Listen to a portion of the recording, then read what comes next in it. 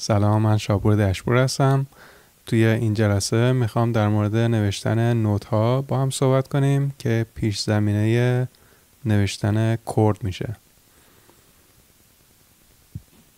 میتونید روی اینترنت سرچ کنید manuscript paper، صفحه های طراحی شده‌ایه که 5 خط داره.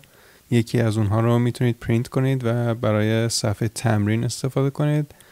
اگه هم خواستید میتونید دفترچه نوت بگیرید که بهش میگن manuscript note. دفتر نوتیه که 5 خط حامل رو داره. اگر هم خواستید بخرید manuscript note with tablature رو بگیرید که این شکلیه. این 5 خط حامله، 5 تا خط که نوت ها رو روش می نویسیم. به این علامت میگیم G clef، یعنی علامت کلید سول، کلید G یا کلید سول. این علامت به این 5 تا خط معنی میده، یعنی اگه این کلید نباشه این 5 تا خط معنی نداره که کدوم نوت چه اسمی رو داره. ولی وقتی این کلید رو میذاریم میشه نماینده اسم این نوت ها. وقتی این کلید باشه روی خط اول E، خط دوم G، خط سوم B، خط چهارم D و خط پنجم F. توی انگلیسی برای ممورایز کردن این نوت ها بهش میگن Every good boy does fine. پس شد E, G, B, D, F. وسط خط حامل توی این سپیس ها بهشون میگیم space note. And that's obviously because they are in the spaces between the lines, not on the lines. روی خط نیستن، توی سپیس ها هستن. این 5 تا اولی روی خط هستن که بهش میگن line notes or on-line notes. اونهایی که ما بین خط می نویسیم بهشون میگیم space notes.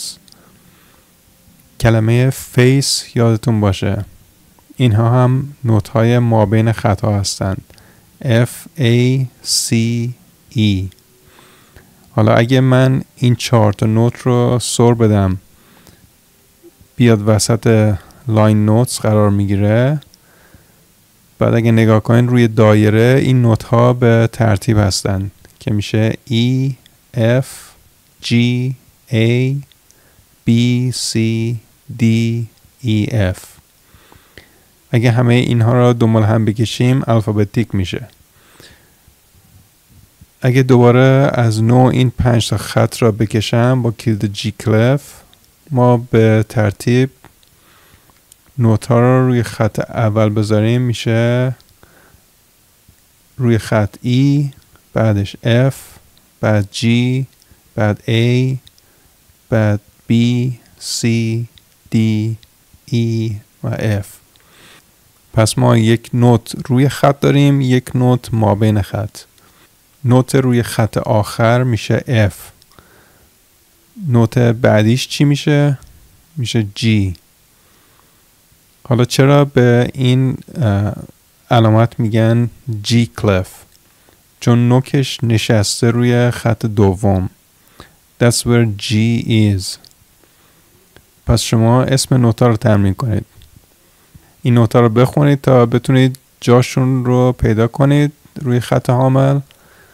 چند تا آهنگ ساده رو از روی اینترنت میتونید نوتاش رو نگاه کنید که اسم نوتا چیه، برای خودتون تمرین کنید. اگه که دفتر نوت گرفتید دفتری بگیرید که manuscript plus tab یا همون تبلچر رو داشته باشه. تبلچر همون چیزیه که ما در درس‌های قبلی باش کار میکردیم. اینجا نوت ننوشتم، فقط شماره نوشتم. به این میگن تبلچر. تبلچر در اصل 6 تا سیم گیتاره یا همون عکس دسته گیتار، ولی میوزیک نوت عکس دسته گیتار نیست، این مال همه سازاست، مال لنگویج موسیقیه.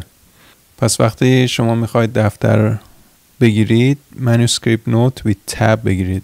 توی اینترنت چند تا چک نویس برای خودتون مشق بنویسین که نوت ها رو می نویسید روی خط ها و بین خط ها.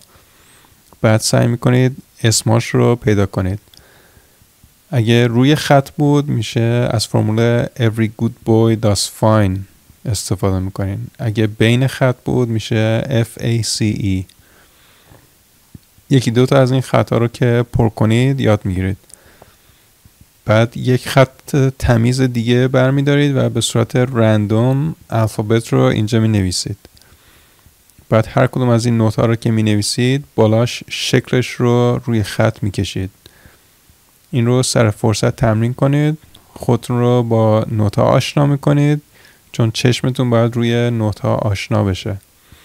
نمیخواد سرعت خوندنتون خیلی بالا باشه ولی میخوایم اگه یه چیزی دیدید بتونید بشناسید چون این شناختن یواش یواش شما رو بیشتر و بهتر آشنا میکنه. هرچی که بیشتر آشنا بشید سرعت ساز زدن و سرعت درک از موسیقی بالا میره. خب امیدوارم که به تمریناتونم ادامه بدید، تمرینای گیتار زدن، و توی جلسات بعدی بیشتر در مورد تئوری موسیقی کار میکنیم و جلسه بعد میخوایم نوشتن کوردها رو با هم یاد بگیریم و تمرین کنیم. راستی دوست داشتم بهتون بگم که از ماه فوریه که تا الان تقریبا میشه 8 ماه من رژیم ویگن رو استفاده میکنم.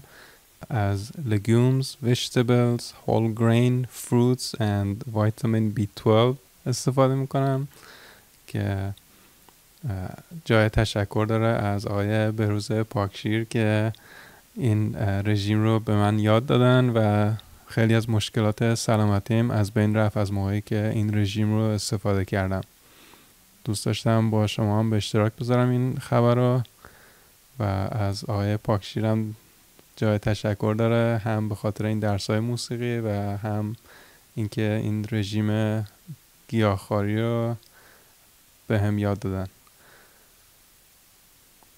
اگرم که دوست داشتید تو این زمینه این اطلاعات رو به دست بیارید توی یوتیوب سرچ کنید درباره دکتر نیل بارنارد و یک چنل یوتیوب هم هست که به اسم فیزیشین کامیتی که اونجا دکتر نیل بارنارد ویدیوهای خوبی میذاره و اطلاعات خوبی میتونید تو این زمینه به دست بیارید. یک داکیومنتری هم هست که به اسم What the Health، اونم توی یوتیوب به صورت رایگان گذاشتن. اونم اگه گوش بدید ترجمه فارسیش هم میتونید پیدا بکنید و اونجا هم اطلاعات خوبی توی این زمینه گیاهخواری و اینکه چرا نباید از گوشت استفاده نه که گوشت، فقط از محصولات گیاهی حیوانی چرا نباید استفاده بکنیم و توضیح میده. وبسایت shtrocks.com یادتون نره، اونجا تمام درس‌ها رو میذارم. سوشال میدیا هم در اختیارتونه و تا ویدیوهای بعدی خوب و خوش باشید.